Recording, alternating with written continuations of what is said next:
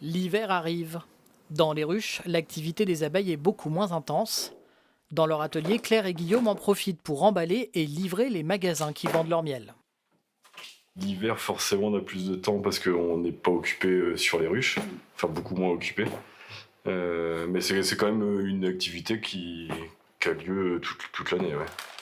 Avec leurs abeilles, ils fabriquent chaque année 3 tonnes de miel et 90 kilos de gelée royale, l'or blanc de la ruche, davantage consommé par leurs clients en hiver.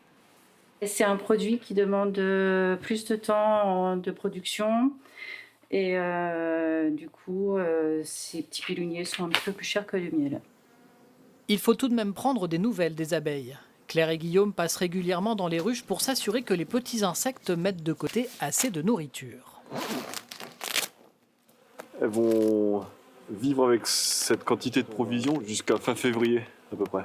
C'est vraiment la vigilance à avoir, qu'elles aient assez de provisions pour passer les 5 mois là, restants. Ouais.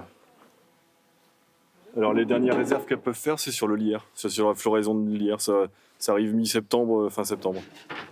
À cette période, les abeilles devraient se préoccuper uniquement de leur garde-manger. Pourtant, depuis quelques années, les apiculteurs constatent un décalage. La reine continue de pondre. Il y a quand même des surfaces encore de couvain assez conséquentes. On voit il y a de l'œuf, il y a de la larve.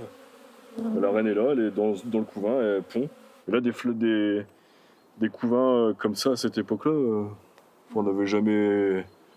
On l'avait jamais remarqué quand même. On évoque souvent le changement climatique, mais c'est sûrement une cause, quoi. Tout au long de l'hiver, les abeilles vont s'évertuer à maintenir une température d'une trentaine de degrés au centre de la colonie. Les apiculteurs ne pourront ouvrir les ruches que quelques minutes. En dessous de 8 degrés, les abeilles ne survivent pas. Là, elles sont encore décompactées pendant l'hiver. Donc là, parce qu'il y a encore de l'activité.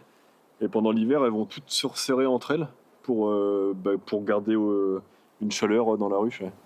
Le frelon asiatique est lui aussi toujours d'attaque en cette mi-novembre. Mais ce n'est pas la principale inquiétude de Guillaume. Des abeilles en pleine forme savent se défendre face au Vespa velutina. Le frelon est un prédateur. Nous, on n'observe pas une pression qui tuerait toutes nos colonies. On part du principe qu'une colonie en bonne santé, elle est capable de se défendre. Et dès qu'il y a une ruche qui est faible, ça c'est clair que le frelon, il fait son repas. Malgré les conséquences du réchauffement climatique ou les inquiétudes sur la loi du plomb et le retour des néonicotinoïdes, les apiculteurs de la région terminent l'année en beauté. Le miel de tilleul de Picardie est officiellement reconnu en IGP, indication géographique protégée, l'aboutissement de 20 années de travail. On est très fiers de notre miel de tilleul de Picardie. On a travaillé dur et il y a beaucoup d'apiculteurs qui se sont engagés dans la démarche et on est très fiers de le présenter aujourd'hui. 2025 se termine pour les apiculteurs et leurs abeilles. Dans les Hauts-de-France, on parle d'une année record.